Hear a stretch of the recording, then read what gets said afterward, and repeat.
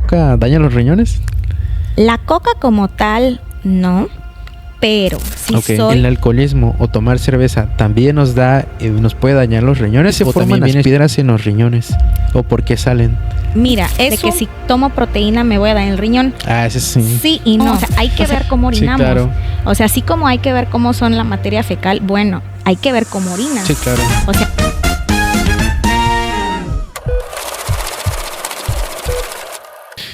¿Qué tal, amigos? Bienvenidos a un episodio más de Paracetallón Podcast, el podcast médico, donde traemos a especialistas, a médicos o personas afines a la salud para hablar de temas muy interesantes. El día de hoy tenemos una rama de la medicina interna, una especialidad que mucha gente tiene miedo. Hay demasiados mitos, doctora. La actualidad de lo que vamos a hablar hoy es algo que tienen que verlo sí o sí. El día de hoy tenemos a la doctora nefróloga Viridiana. ¿Cómo se encuentra, doctora? Hola, Jonathan, muy bien. Gracias por la invitación. Perfecto. Doctora, entonces hoy vamos a hablar sobre su especialidad, pero antes de iniciar y de entrar a materia, ¿nos puede dar una pequeña presentación de a qué se dedica usted, dónde estudió? Ok, yo soy Viridiana Morales Bisuet, soy tabasqueña, Bueno. Soy de aquí de Centro. Soy nefróloga, hice medicina en Puebla, después me fui a Ciudad de México, ahí hice 2 años de medicina interna, aplicamos un examen y a nefrología y fueron 3 años más. Entonces prácticamente termino en el 2017 y a partir del 2017 regreso a Tabasco y ya me quedo a laborar aquí ya como médico nefrólogo. Perfecto, doctora. Si alguien está interesado, ¿cómo la podemos contactar? ¿Contactarse a usted? Ok, sí. Yo tengo mi consultorio en Villahermosa y en Cárdenas. En Villahermosa está en Edificio Seracom, que todo el mundo lo conoce. Es Avenida César Santino 639. Y en Cárdenas se llama Don Riñón. Perfecto, don Riñón. Aquí va a estar apareciendo sus contactos, así que si están interesados y buscan un nefróloga o nefrólogo, pues aquí está la doctora para servirle. Doctora, entonces vamos a entrar en materia y es que la enfermedad renal crónica, ¿no? Como se le llama, o enfermedad renal, pues es más que solamente que los riñones fallen, ¿no? Hay muchas causas, hay muchos problemas, ¿no? Ahorita hablábamos justo de que hay muchos mitos referente a la diálisis, a la hemodiálisis, entonces vamos a tocar todo eso. Pero la pregunta es, ¿cuál es el panorama actual de la enfermedad renal en México y en el estado? Bueno, actualmente la enfermedad renal crónica es un problema de salud pública en México y a nivel mundial, precisamente porque no se diagnostica a tiempo y cuando se diagnostica en etapas muy avanzadas. Los costos son elevados, es una enfermedad de alto costo y por una incidencia de cada 10 personas, uno tiene enfermedad renal y no lo sabe. Perfecto. Entonces es algo muy común, ¿no? La enfermedad renal. Es algo muy común y tiene múltiples causas. En nuestro medio, pues obviamente las enfermedades crónico-degenerativas son las que prácticamente lideran las causas, pero la realidad es que esta enfermedad ya no discierne en edad, porque tenemos también niños afectados con problemas renales por otras causas y también condiciones sociales. La realidad es que la enfermedad renal puede aparecer en cualquier etapa, incluso en el embarazo, en etapas, por ejemplo, de alguna infección viral o bacteriana. Entonces la realidad es que la afección renal puede ser por muchas cosas, incluso pacientes que tienen cáncer, que se les aplica quimioterapia, hacen una lesión renal asociada al medicamento. Entonces la verdad es que es una amplia gama que al final de cuentas puede condicionar daño renal. La comida también. La comida, sí. De hecho, ahorita qué bueno que toca ese tema, porque quiero preguntarle, doctora, específicamente, ¿qué cosa dañan los riñones? Mira, si somos una persona sana, realmente podemos tener un estilo de vida saludable. Ahora, si tenemos factores de riesgo, ¿qué factores de riesgo serían? Que fuera diabético, hipertenso, antecedente en mi familia que tiene problemas del riñón, si soy prematuro también, porque no nací con todas las células que se llaman nefronas, que debieron de haber nacido a término, o que tengo quistes o antecedentes en mi familia, todos tienen quistes, o piedritas en el riñón. No, doctora, toda mi familia tiene piedras y hasta los han operado y las sacan. Entonces, tenemos que tener un factor de riesgo para ser pacientes propensos. Ahora, ¿qué daña el riñón? Si tú eres un diabético y no controlas tu nivel de glucosa en meta, Eso te va a dañar el riñón. Lo Ok. mismo, presión. Alimentos, por ejemplo. Si nosotros tenemos un alto consumo de proteínas, porque así nacimos aquí, nos dijeron que teníamos que comer puchero todos los días, a largo plazo, y si juntamos factores de Ok. riesgo, vamos a ir con afección de la función renal. Nuestra alimentación es muy importante. Por ejemplo, aquí en Tabasco, que sudamos y que tenemos que mantener una hidratación adecuada, hay una enfermedad que se llama la enfermedad mesoamericana, que prácticamente es de Veracruz hasta más o menos entrando a Colombia, en toda esa área territorial, y prácticamente lo que te dice que solo por vivir en esta área del Ecuador tenemos más riesgo por la deshidratación que hacemos. Ok. Les va peor, por ejemplo, si es un campesino o si es estas personas que se dedican a la construcción, porque a pesar de que están expuestos a estas temperaturas, no tienen adecuada hidratación, y Sí, eso totalmente. también a largo plazo va a llevarlos a enfermedad renal, aunque no tengan ninguna enfermedad crónico-degenerativa. Claro, sí. Y si le sumamos a eso que la gente, digo, no quiero englobar a todos, pero no les gusta el agua o les cuesta mucho tomarla. Hay una pregunta un poco curiosa y que todo el mundo dice es, ¿la coca daña los riñones? La coca como tal, no, pero si Ok. soy una persona con factores de riesgo y solo consumo Coca-Cola sin tomar agua, pues obviamente voy a afectar, porque Sí. además la Coca-Cola no solo tiene azúcar, tiene endulcorantes, tiene conservadores que hacen precisamente estas cuestiones químicas, que si es con lo único que me estoy hidratando, a largo plazo puedo tener litiasis renal, que Claro. son piedritas, voy a tener deshidratación y voy a hacer diabetes. Perfecto. Sí, así que O sea, amigos. por la coca que tú la tomes, o sea, si estás en una comida y hacen el mole, el horneado y tomas tu coca, no pasa nada. Si eres un paciente con los factores de riesgo, sí te va a hacer daño Claro. a largo plazo. Y mal ¿no? En ese controlado, momento. ¿no? Como el diabético, Y mal ¿no? controlado. Pero así como que es como, por ejemplo, también las proteínas que consumen los que hacen ejercicio. Esa es una pregunta súper común de que si tomo proteína me voy a dar en el riñón. Ah, ese sí. Sí y no. O A sea, ver. si tú consumes una ingesta adecuada proteica de acuerdo a tu peso, y lo que yo hago, porque a lo mejor yo no hago ejercicio, pero tú sí eres de alto rendimiento, Ok. pues es diferente. Sí. Entonces tenemos que mantener un equilibrio y es saludable. Pero como tal no condiciona de que si tomo coca nada más me voy a dañar el riñón. Es probable que si juntas factores sí lo vayas a Claro, hacer. perfecto. Y ahorita que le dio el clavo con lo de la proteína, ese sí, yo sé que todo el mundo le pregunta eso y ahorita nos estaba aclarando un poco eso, pero hay una manera en la que sí realmente daña el riñón, o sea, por exceso, la creatina, ¿qué cosa puede dañar en ese ámbito el riñón? Mira, tienes que cumplir los factores de riesgo. Ok, En este caso, por ejemplo, sí me ha tocado tener coaches que se dedican a fisiculturismo, ¿no? ajá, que hicieron daño renal, y en su historial, porque tenemos que hacer un historial de todo Sí. lo que ha pasado, pues se han inyectado esteroides, han tomado durante años proteína, pero por ejemplo, si hablamos de nutrición, tenemos que comer más o menos de 1.5 gramos de proteína por kilo. Ok, Si tú sobrepasas esa ingesta, el riñón lo va a censar y vas a empezar a hacer orina espumosa, y eso se llama proteinuria, lo tenemos que medir. Si tú mantienes durante un tiempo, que son casi siempre más de 3 meses, esa ingesta elevada, ok, consumes pocos líquidos y aumentas el consumo proteico más de lo que debe ser saludable, vas a tener daño renal. ok. No ahorita. No se va a manifestar ahorita porque desgraciadamente el daño renal todos piensan que va a pasar en este momento. No. Todo lo que hagamos en este momento se va a manifestar en 10 a 15 años. Por eso la enfermedad renal en un paciente crónico degenerativo, diabético, hipertenso, no le va a pasar cuando lo diagnosticamos. Le va a pasar después de cierto tiempo que ya empieza con alteraciones de la función renal y alguien lo detecta. Correcto. Entonces, amigos, si van a tomar eso, asesórense con su nutriólogo, ¿no? Si O es los con doctores, sí. nutrición, Con nutrición. realmente no hay que suspenderlo, porque por ejemplo yo sí tengo pacientes que lo consumen porque son hacen entrenamiento de alto rendimiento y lo necesitan para no bajar masa muscular, porque vas a bajar masa Claro. muscular.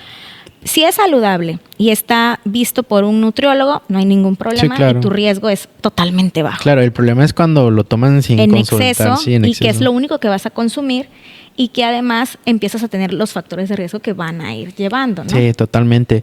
Y ahorita que estábamos hablando de las cosas que hay en nuestros riñones, usted mencionó un término que es la famosa litiasis renal, ¿no? Ujú. Para la gente que conoce la piedra en los riñones, ¿no? ¿Por qué se forman las piedras en los riñones? ¿O por qué salen? Mira, es un proceso principalmente químico Ok. que se llama cristalización. Entonces, vamos a acordarnos como que de nuestras clases de biología de que había un disolvente y un soluto. Ok. Si te pasas, haz de cuenta que el disolvente es menos y hay más solutos, obviamente va a haber una condensación, una cristalización y se empiezan a formar microcristales que si siguen este proceso, pues ya se van a allí juntar más y van a formar un lito. Ahora, no solo es que lo hagas, tienes que tener, por ejemplo, en litiasis, a veces uno la hace por la alimentación. Ok. Ejemplo, aquí en Tabasco comemos pozol.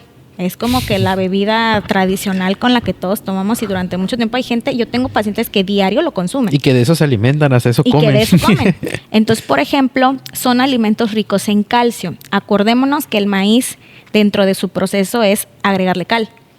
Y para cualquier cosa con maíz. Entonces, alimentos ricos en calcio. Si tú, es lo que te decía la proteína, si tú superas el umbral del calcio de tu requerimiento alimenticio, podemos hacer piedritas de calcio, principalmente. Ahora, ¿qué otro criterio tendrías que tener?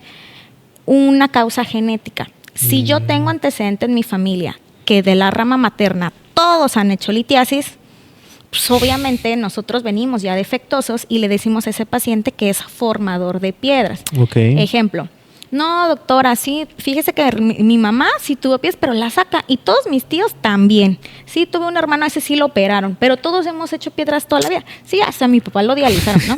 Ok, entonces ahí vas viendo, tiene una cuestión genética. Ok. ¿Qué significa?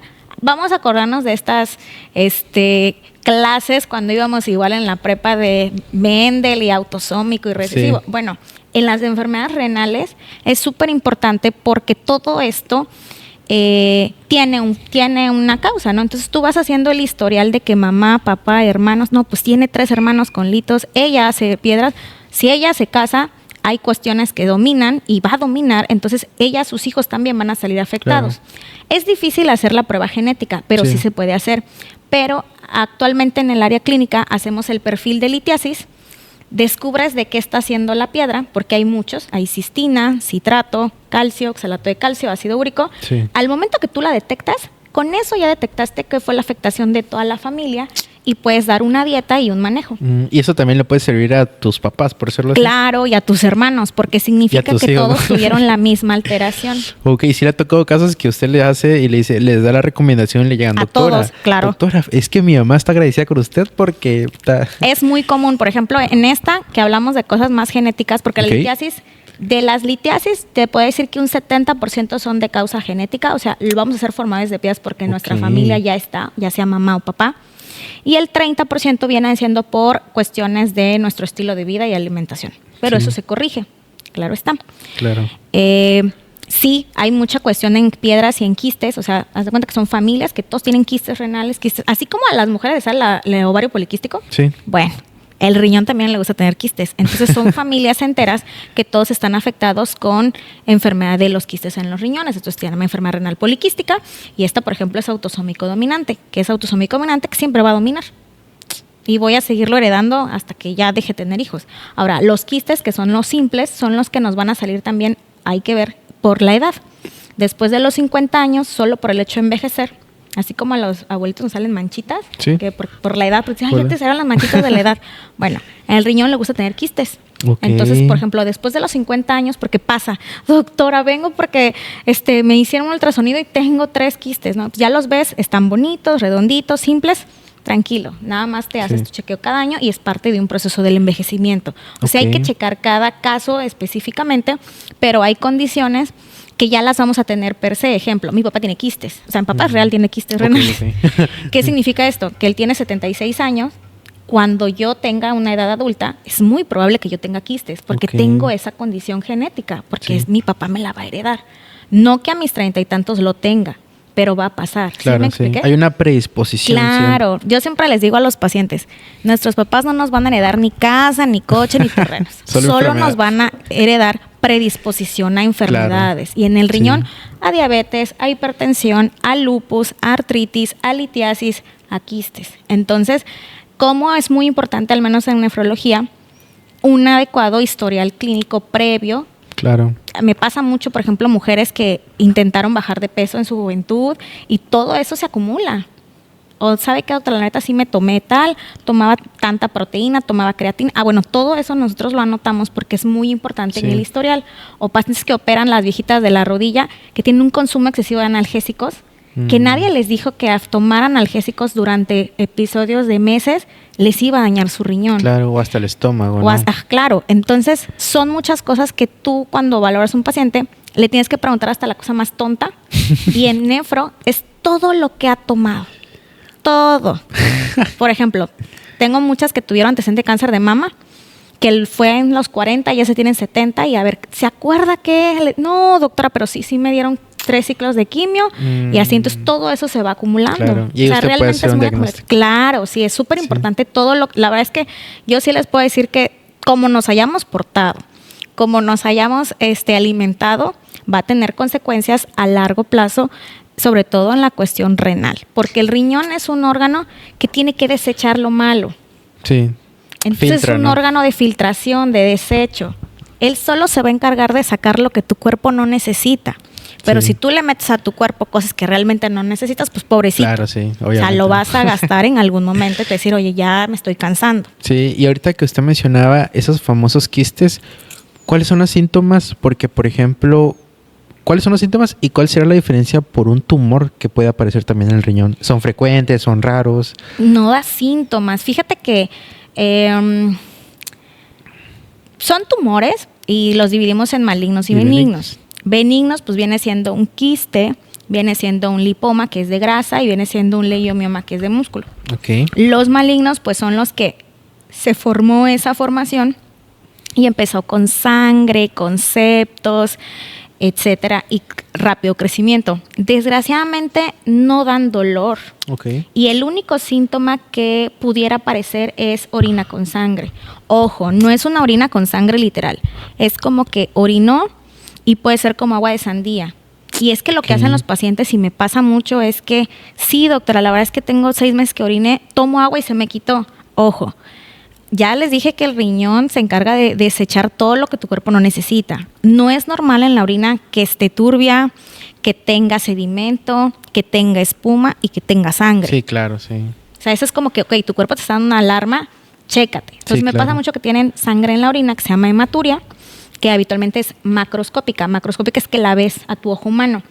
Ahora, si hay microscópica, tienes que abordarlo porque hay algo ahí. Claro, ¿no? Sí. Una glomerulopatía cabeza. Puede haber una glomerulopatía o puede ser algo, fíjate. Ahí dividimos, por ejemplo, si es sangre en la orina, si es de causa urológica, o sea, si viene de vejiga o uretra, que eso ya lo ve el urólogo, sí, o es de causa renal, que ahí entraría una enfermedad glomerular por hematuria. Sí. Entonces tendrías que discernir qué tipo de hematuria estás viendo. Claro, sí. Pero la del cáncer habitualmente es una hematuria que tú puedes ver, es macroscópica. Perfecto. Entonces, amigos, no descuiden porque a veces la gente normaliza que orinen no, sangre, es que ¿sabes qué pasa? Que hay mucho tabú. O sea, van al baño y no ven lo que hacen. Entonces me pasa mucho en la consulta de, oiga, ¿y cómo orina? Normal. Sí, pero no orina, ay, espuma. No, pues es que como lecho fabuloso, pues por eso sale la espuma. Y yo, no, o sea, hay que ver cómo orinamos. Sí, claro. O sea, así como hay que ver cómo son la materia fecal, bueno, hay que ver cómo orinas. Sí, claro. O sea, hay infecciones que te pueden cambiar la orina o el color. Entonces yo siempre les digo, a ver, no es normal orinar poco porque empieza a retener líquidos. Sí. No es normal orinar sangre. No es normal orinar, ay, veo como pescadito, o sea, sedimento, y no es normal orinar como espuma. O sea, la orina es de acuerdo a lo que tú tomas, clara, amarilla, ámbar. Y de ahí todo es anormal. Sí, claro. Sí, entonces, amigos, vean su orina, porque véanla, sí. Y también lo que usted comentaba, si se van a casar, háganle un perfil genético, ¿no? Ay, es complicado, uno nunca sabe, pero sí, pregúntenle si antecedentes de enfermedades, ¿no? La verdad es que sí es importante para todas. Sí. Digo, yo creo que me imagino que para cualquier especialidad tienen como que sus cosas, pero en el riñón sí es importante los antecedentes familiares, claro, o antecedentes de litiasis. Por ejemplo, aquí en Tabasco, todo el sureste de México hay mucha litiasis. Sí. Es como que el lugar donde es bueno ser urólogo aquí. ¿Es lo que más le llega a usted a consulta, la litiasis? No, fíjate que no, me llega mucho ya con enfermedad renal crónica. Ok, y ahorita vamos a hablar sobre ese tema que va a estar muy bueno porque de ahí nos vamos a hemodiálisis y diálisis peritoneal. Okay. Y doctora, antes de pasar a esos temas, hay otra pregunta, otra causante, un factor de riesgo. ¿el alcoholismo o tomar cerveza también nos puede dañar los riñones o también viene siendo como lo que nos comentaba, no tomar agua, exceso? Es un mito, realmente si tú tomas alcohol, los grados de alcohol ahí se acumulan y te podrías afectar más bien el hígado. Uh-huh. Con respecto al riñón, que por tomar alcohol o por ser alcohólico toda tu vida, porque eso pasa mucho, ¿te dañas directamente los riñones? La verdad es que no. No, okay. Tendría que ser como lo que mencionaba de la alimentación. Ahora, lo que sí es que el alcohol, por ejemplo, la cerveza que se hace de cebada, Sí. siempre va a ser orina espumosa. Entonces, no es... Fíjate que tuve un paciente que le detectamos falla renal, o él se la detectó porque todos los fines se iba con sus amigos a tomar, me diciendo que con los compadres. Todos se levantaban al baño y él no. ¿Por qué? Porque son diuréticos. Entonces, fíjate eso que él notó y dijo, es que pueden pasar horas y todos se levantan 3 veces y estamos tomando la misma cantidad de alcohol y la copa y yo no me levanto porque no me dan ganas de ir al baño. Entonces, ya cuando se hacen los análisis, obviamente él era un paciente diabético, ya tenía alteración de la función renal. Entonces, por eso es que él no orinaba y se dio cuenta tomando cerveza. Porque la cerveza es un diurético y al ser de cebada, que es proteico, tenemos que orinar como espuma. Y donde va la cerveza va el agua, ¿no? Por la atracción, ¿no? Exactamente. Entonces, acuérdate que siempre que tomas cerveza estás levantándote al baño luego. Es normal. Cuando no lo hagan, ahí sí preocúpense porque ya puedes tener una alteración de la función renal. Perfecto. Y bueno, doctora, interesantísimo. Y ahora pasamos a uno de los temas que le llegan a consulta, la enfermedad renal. Está la aguda y la crónica, ¿no? ¿Qué le llega a usted a consulta más frecuente, la aguda o la crónica? En consulta, la crónica. En valoraciones de hospital, aguda. Aguda, sí. Y nos puede hablar sobre ese famoso dolor de riñones, ¿no? Que atrás le duele a la gente y ahí sí le piden hasta Dios que les quite el dolor, ¿no? Fíjate que esa sí es una causa de que consultan en el área de la nefrología muy común. Hay que documentar primero dónde es el dolor, porque me pasa mucho de que tengo dolor del riñón, doctora. Y cuando le digo, señálame con un dedo dónde es, a veces ni siquiera es en el lugar donde es el riñón, ¿no? Mira, hay 3 causas que te puedo decir que es el dolor del riñón. 1, una piedra que se obstruyó en la uretra o en la pelvis renal, que se llama uropatía obstructiva, que duele horrible, tienes que ir al hospital, es el famoso cólico renoureteral, y solamente se te va a quitar hasta que te pongan intravenoso. Ese duele bastante. 2, que tengas un quiste renal y este quiste se haya roto por X causa y habitualmente da hematuria porque se rompió el quiste. Perfecto. Y 3, que tengas algo que se llama pielonefritis. ¿Qué es pielonefritis? Es una infección de vía urinaria alta con datos de respuesta inflamatoria sistémica que es prácticamente fiebre, malestar general, escalofríos. ¿Por qué? Porque el riñón está infectado por alguna bacteria y se inflama y crece. Lo que duele es lo que se llama cápsula renal, que es una telita que cubre el riñón. Entonces, al estar inflamado, se inflama la cápsula renal y automáticamente hay un dolor. Solamente esas 3. Casi siempre son cosas musculares. O sea, tú le haces el ultrasonido al paciente y no hay nada, ni piedra, ni nada. De hecho, me ha tocado que hasta con ultra normal, es que doctora, me duele. Yo tengo algo ahí, me late. Bueno, le hacemos la TAC y la TAC normal. Es muscular. Es muscular. Sí, de hecho, yo creo que de los dolores renales, 60% es totalmente muscular y el 40% es ya de una causa renal. Entonces hace un buen diagnóstico diferencial en ese caso. Sí, claro, ¿no? porque todos, fíjate que siempre, yo lo digo porque también estoy mucho tiempo sentada en una silla y no me siento adecuadamente. Tendría que sentarme adecuadamente para no tener el dolor y luego estoy así, tengo dolor de riñón. La realidad es que no, la verdad es que hasta me pasó una vez que tenía un dolor como de 2 semanas y tengo un amigo donde trabajo radiólogo y le dije, oye, hazme un rastreo porque yo creo que tengo litiasis. Sí. Ya me lo hizo y todo y no tenía nada, entonces fue así como que ve, no tienes nada y yo, ay, perdón, yo sé que y lo veo diariamente, pero a veces la mente vale más. Sí. Entonces le dije, no, nada más quiero estar tranquila, porque también en ese tiempo me había ido de viaje y no tomé mucha agua, lo que estoy acostumbrada. Entonces como que dije, es por eso. Y también puede ser, ¿no? Sí, claro. Pero realmente muchos del dolor lumbar o el dolor en fosa renal, la mayoría es totalmente muscular. Y se fíjate que ya tú le pones, le das un relajante muscular y analgésico y ya se con acabó. eso se va a su casa. Exacto. Vete a tu fisioterapia mejor. Entonces, estábamos hablando sobre esas causas de enfermedad renal, el famoso dolor, y ahora está el otro punto de la enfermedad renal crónica, ¿no? Esos pacientes que usted comentaba que llegan a consulta, y ahí la pregunta es, ¿cómo hace usted el abordaje en esos pacientes? No, porque mucha gente piensa que ir directamente al nefrólogo es rápido, que lo van a dializar, ¿no? Que le van a poner la hemodiálisis, ¿no? ¿Usted qué le puede decir a esos pacientes? O sea, que no le tengan miedo al nefrólogo, ¿no? Mira, en condiciones normales, acuérdate que nosotros en medicina tenemos guías de práctica clínica, Sí. que es como lo que te dice lo que hay que hacer a cada paciente, ¿no? Como médico de primer nivel, en este caso el médico general, o personal de salud también entra. En este caso, todo paciente que tenga factores de riesgo, sea diabético, hipertenso, lupus, quistes, piedras, antecedente de cáncer renal, vivió con un riñón o vive con un riñón por la causa que sea, tiene que hacer valoración de la función renal de forma anual, por mucho cada 2 años. ¿Qué pasa? Que tenemos mala cuestión de seguimiento médico. Si no va ni con el médico familiar, ni con el médico general, con el internista, pues menos va a ir al nefrólogo. Entonces realmente es una pena que los pacientes nos lleguen ya muy avanzados o ya que estuvieron manejados por otros médicos, después llegaron al internista y bueno, el internista es quien nos lo manda. Claro. Actualmente yo creo que ya hay más información y ya hasta los médicos familiares, médicos generales o incluso, por ejemplo, fíjate que siempre pasa que hay alguien médico en la familia y es como de, oye, chécame estos análisis o amigos. Uh-huh. Y ya es como de, oye, ¿sabes qué? Mejor que te vea el nefrólogo, ¿no? Ahí sí hay algo que no entra en la normalidad. Y de hecho siempre pasa, la consulta al nefrólogo es totalmente referida. Desgraciadamente, la consulta de nefro no es porque yo quiero ver cómo estoy hoy. Sí me llegan a pasar, pero son gente raros que ya pasó contados, ¿no? Por alguna cuestión renal en algún familiar. Pero no que no haya pasado por eso. Claro, exacto. Que debería ser así. Sí, claro, ¿no? Pero ya hay más información de, oye, eso no es normal. Tienes la creatinina o la urea alta, eres diabético, o eres hipertenso, o estás obeso, sí. Te infartaste, por ejemplo. Mejor ve al nefrólogo. Y ya hay mucha información en redes, en artículos. Ahorita hay algo que se llama síndrome cardiorrenometabólico, que entramos internistas, cardiólogos, nefrólogos.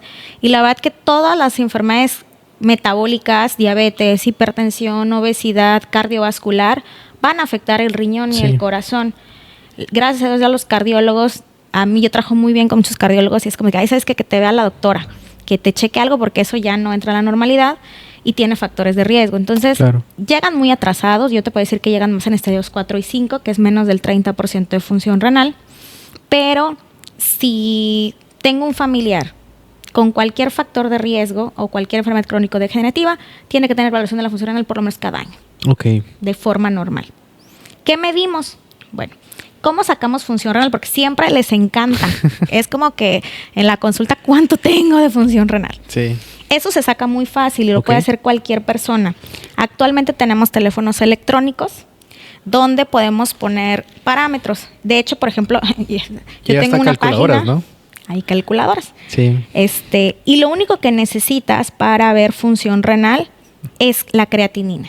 Okay. No, antes, voy a decir hace más de 20 años, usaban depuración de creatinina, que es una prueba en orina 24 horas para decirle a un paciente tu porcentaje de función renal.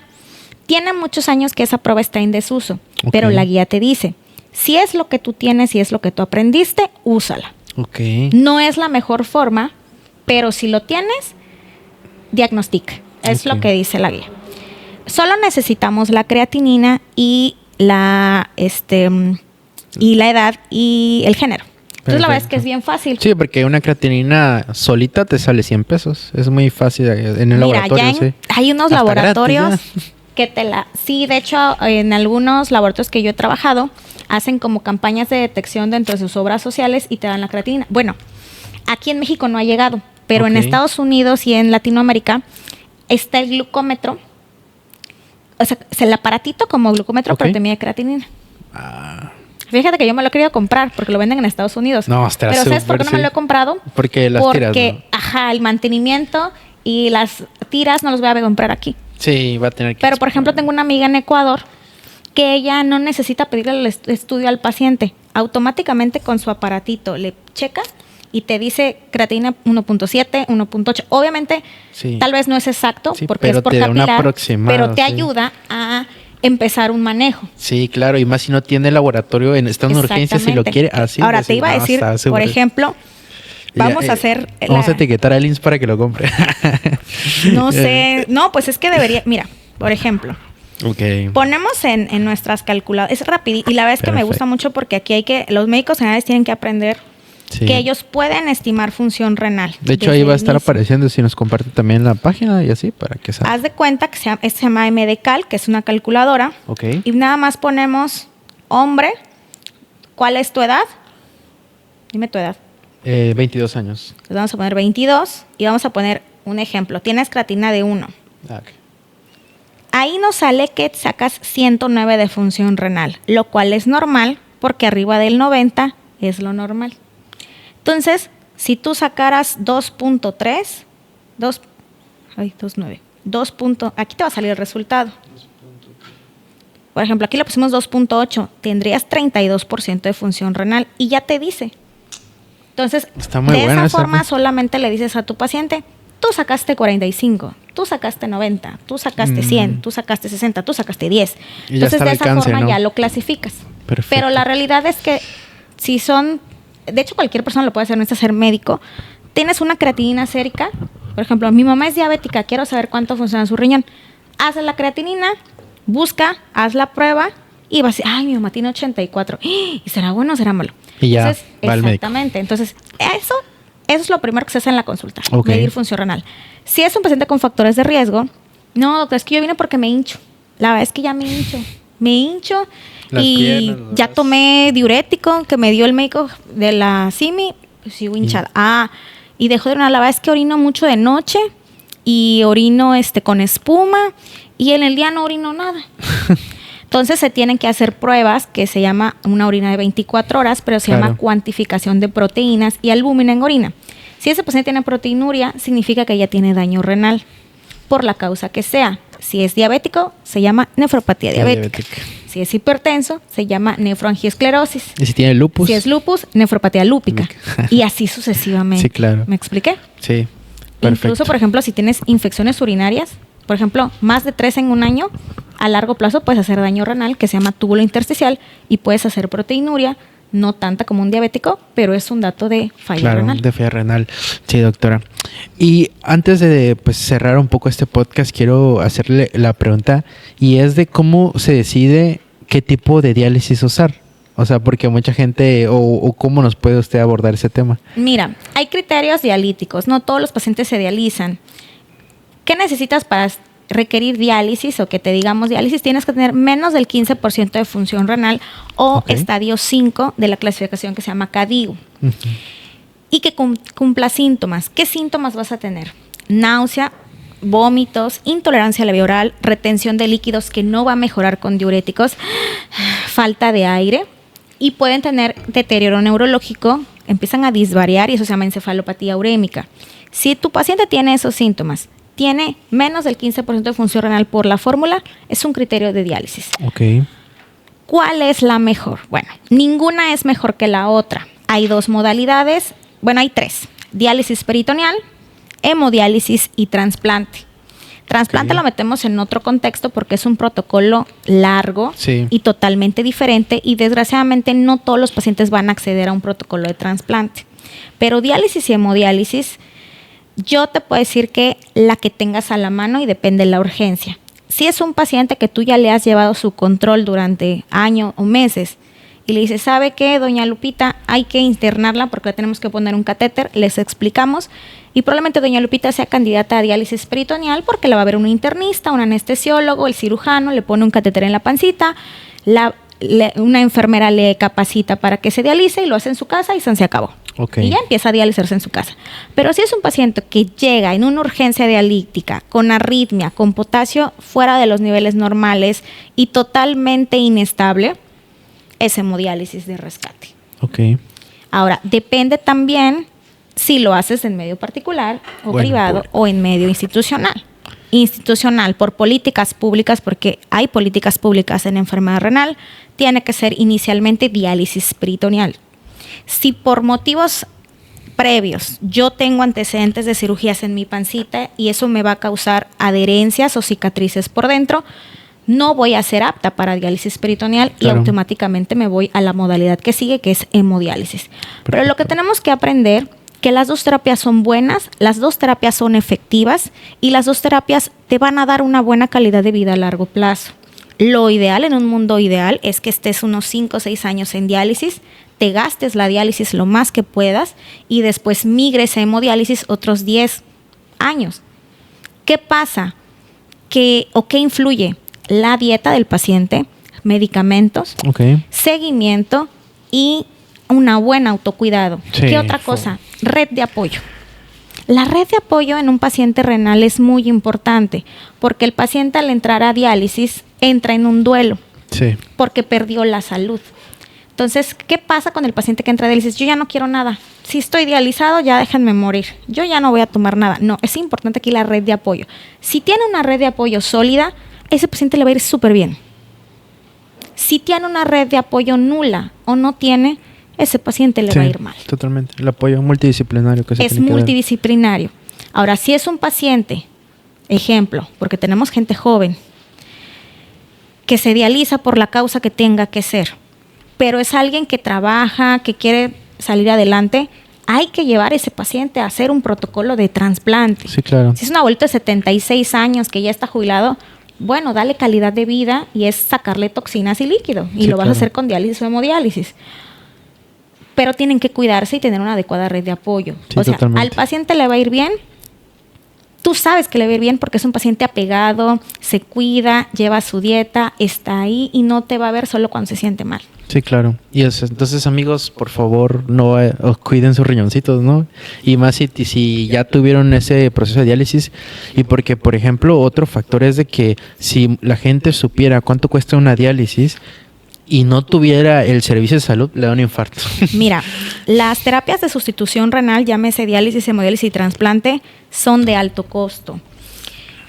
Ninguna es más barata que la otra. De hecho, yo te podría decir que a largo plazo son igual de caras. El IMSS hace unos años hizo un estudio de cuánto les costaba a cada paciente. No solo diálisis y hemodiálisis.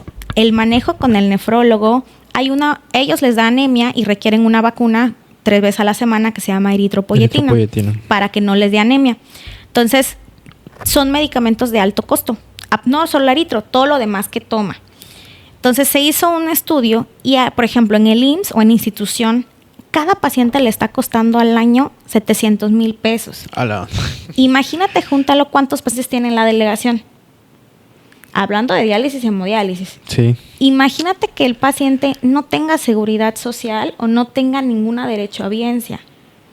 Pues es una enfermedad impagable. Sí, totalmente. La realidad es que yo tengo pacientes en el Juan Gram que yo les llevo su seguimiento, pero bueno, ya llevan su hemodiálisis. Es terrible porque nunca van a estar bien porque están en una lista de espera a ver que alguien, de verdad se escucha feo, que alguien se muera para que le toque a él dializarlo. Sí. Entonces es bien complicado porque esta enfermedad, la enfermedad renal crónica terminal, es un problema también de salud pública que desgraciadamente está dejando en la quiebra las instituciones de salud. Tú dijeras, ojalá fuera la diabetes. No, precisamente se abrió hace muchos años lo del Prevenims porque hay que prevenir las complicaciones de la diabetes y de la hipertensión, porque son demasiado costosas. O sea, los servicios de sustitución renal son los que están batallando en los insumos en dinero. O sea, los presupuestos no van a alcanzar. Sí. La enfermedad es muy cara. Y si alguien piensa que tener diálisis o hemodiálisis de forma privada lo van a lograr, jamás. No. Sí. De hecho, casualmente, he conocido unidades de hemodiálisis que han cerrado porque no hay pacientes. O sea, ¿qué bolsillo te va a aguantar años? Los pacientes, de verdad, yo les digo, ¿sabes qué? Necesitas dializarte. Tienes institución, toma tu resumen B. O sea, nunca lo uso, doctor, si yo no uso Pemex, que bueno, nunca lo has usado. Es el momento de usarlo. Totalmente. Entonces, la realidad es que un paciente renal es un paciente de alto costo. Claro. Entonces, la prevención sería como que lo más ideal para todos. Hay muchos mitos en la sustitución renal. La realidad es que el nefrólogo no está con catéteres en la mano dializando a diestra y siniestra. De hecho, el plan del nefrólogo es evitar la progresión eso. Y que no llegues a diálisis pronto, pero si llegas a tener requerimiento de diálisis, llegues en las mejores condiciones. Y eso es lo que usted comentaba, que eso ha dado de que ya los pacientes ya llegan cuando están en un estadio terminal avanzado y que es la única opción, o sea, o la más viable, no la más factible. Entonces, doctora, por su tiempo, ¿hay algo más que le gustaría agregar para cerrar este programa? ¿Le gustaría darle un mensaje final al público en general? Pues, miren, sí, me gustaría dar muchos mensajes, pero bueno, aquí lo importante es que la enfermedad renal es algo muy común, más de lo que nosotros creamos. Todos tenemos un familiar en casa con alguna enfermedad crónico-degenerativa o algún antecedente, y es importante hacer conciencia de que si tenemos en casa o algún amigo incluso o nuestra pareja con algún factor de riesgo, se hagan su chequeo. Si todo está bien, créanme que nosotros los damos de alta y va y todo bien y sigue cuidándote. Es súper importante aquí. Yo creo que del manejo de la enfermedad renal, el 70% es la dieta y el 30% los medicamentos. Si uno no se cuida desde ahorita, por ejemplo, que estamos jóvenes, que hacen ejercicio, los líquidos, la verdad es que vamos a pagar muy caro las enfermedades crónicas y las complicaciones de las enfermedades crónicas. Y la falla renal o la enfermedad renal crónica es una enfermedad totalmente prevenible que desgraciadamente, y me ha tocado que los pacientes están ahí en el consultorio, es que nadie me había dicho o nadie me había explicado. Y si somos personal de salud de primer nivel, concientizar de el rastreo o el diagnóstico oportuno de los pacientes con factor de riesgo. Y créeme que en el salón, en la clase, en el gimnasio, o sea, donde vayamos vamos a encontrar a alguien con factor de riesgo. Totalmente de acuerdo. Y doctora, de hecho incluso por eso son estos espacios, la gente que nos ve que tome conciencia de que pues, son temas serios, y ahí sí se aplicaría literalmente que sí les va a salir caro, ¿no? En ese sentido. Doctora, le quiero agradecer mucho por su tiempo, por venirnos a dar esta cátedra de pues del riñoncito, ¿no? Entonces ya sabemos cómo encontrarla en redes sociales, y pues algo más que le gustaría agregar, ¿cómo la podemos seguir en redes sociales? Creo que sí, tengo redes sociales, doctora Viridiana Bisuet, en Facebook, en Instagram y en TikTok también. Perfecto, entonces aquí va a estar apareciendo, amigos. Vayan a seguir a la doctora, agenden su consulta, y muchas gracias a todas las personas que se quedaron hasta este episodio, y nos vemos como cada domingo. Adiós. Bye.